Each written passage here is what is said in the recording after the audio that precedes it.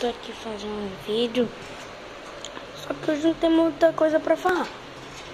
E se eu estivesse na minha casa, tava muita coisa pra falar, que eu ganhei uma chuteira nova. E pessoal, não sei o que eu vou fazer nesse vídeo. E eu saí da escola hoje com uma ideia de fazer vídeo, né? Mas se eu pudesse gravar o vídeo na escola, eu até gravava, né? E quem não conhece o canal dos banheiristas, que ninguém na minha família conhece,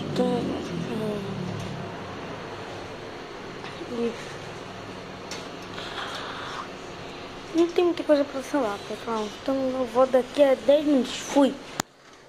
Voltei, tô aqui tranquilo, sentado ao ar livre, como vocês estão vendo aqui.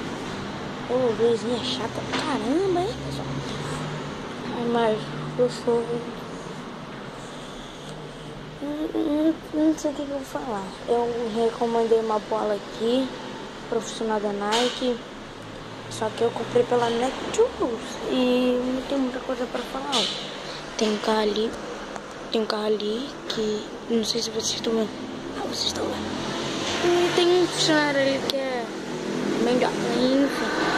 Mas enfim, pessoal, eu vim daqui porque eu queria apresentar a oficina e no próximo vídeo eu apresento. Fui.